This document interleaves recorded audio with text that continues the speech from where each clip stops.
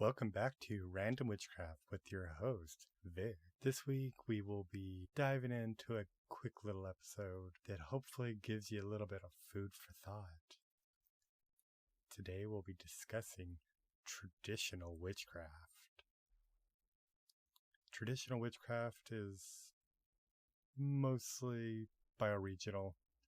It's pretty much getting in tune with the environment around you and getting to know the spirits, the land spirits, the fairies, the actual spirits of everything around you, where you're at. Not talking about from all these books of these far off lands. Everything you really need is right in your backyard. It's also known as like the crooked path, folk magic, conjure, the cunning path, granny magic, along with other terms, depending on where you are in the world. Could be your local folk magic, could be hoodoo or voodoo, Santeria, could be Appalachian cunning, Southern cunning. It's pretty much open to wherever you are. The spirits of the plants and animals and literally the trees and the dirt and the local spirits of the dead and the supernatural.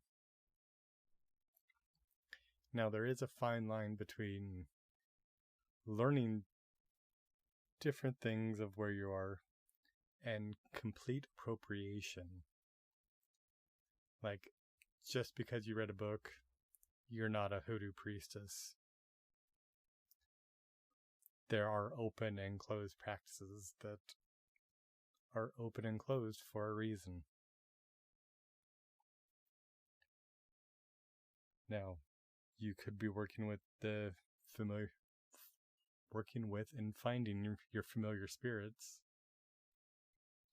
which not technically the cat or dog that is by your side. More on technicalities. You have like actual spirit work where like your ancestors are the local spirits and working with them and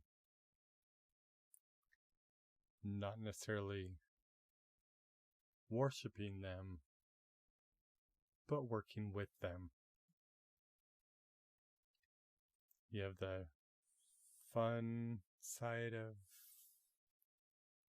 deities,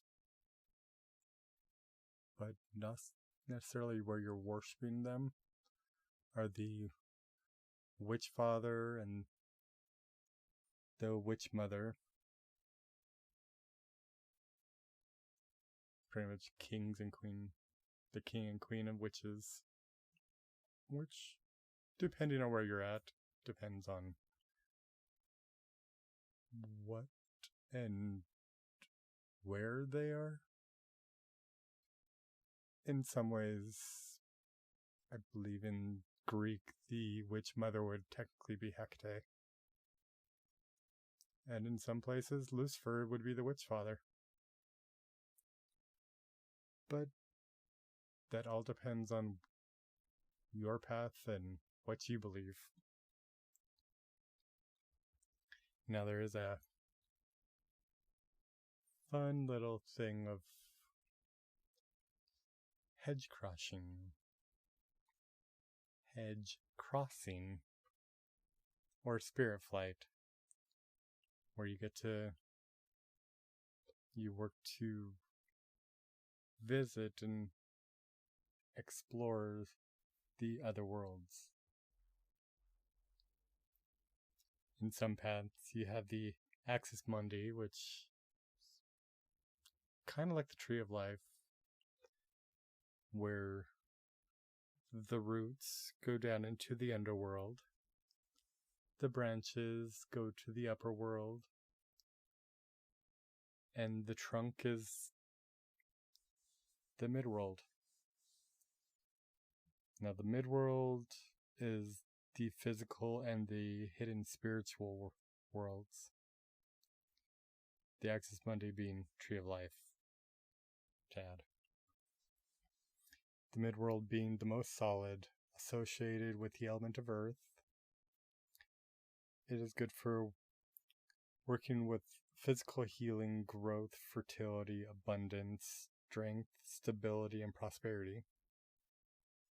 The upper world, being the realm of the gods, tends to be more vaporous and associated with air. It's good for working with mental, psychic matters, inspiration, communication, enlightenment, and divination. Underworld, being the realm of the ancestors, the ones that come before us, tends to be more fluid. It's associated with water. It's geared more to emotional factors, healing past traumas, processing grief, coping with mental illness. And it's good with working with dreams, intuition, and art, which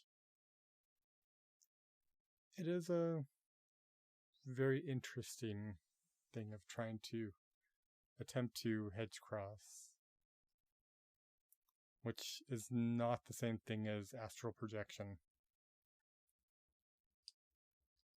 which the more you dive into it, the more you learn. And the more you learn, the more you know. And the more you explore is the more you learn for yourself.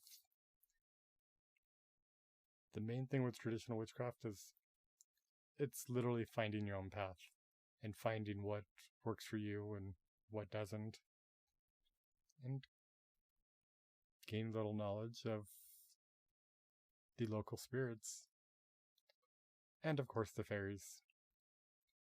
We know Callie would love to work with the fairies, as she does.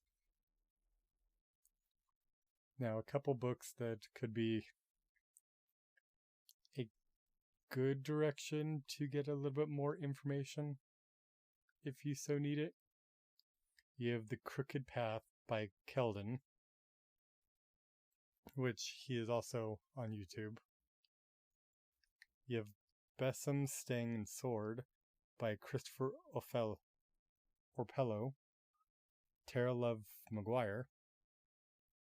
Both are two different people, mind you. I believe they're a husband and wife that wrote the book together. You have Backwoods Witchcraft by Jake Richards. You have The Secret Keys of Conjure by Chaz Bogan. And Southern Cunning by Aaron Oberon. And of course you could actually, there's Southern Bramble by The Witch of Southern Light. Yes, The Witch of Southern Light. Which, Southern Bramble, Marshall and Austin. Don't remember either one of their last names. Don't think I know either one of their last names. I think Austin is Bane X Bramble on Instagram. They've actually done a lot of good interviews with a couple of people. I know they did with Aaron Oberon. And of course, Gemma Gary, which she's more local to the UK and the path of the area that she's from. There's a lot of different hoodoo and voodoo books that you can check out. And the more I can think of, the more I will link or mention in future episodes. This has been Random Witchcraft. We will talk to you next week. Bye for now.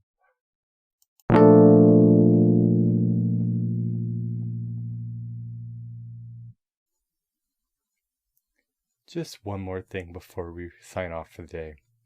If you would like to send us any comments, concerns, or any questions, or if you would like to support this podcast, or for any future endeavors, click the links below. Thank you.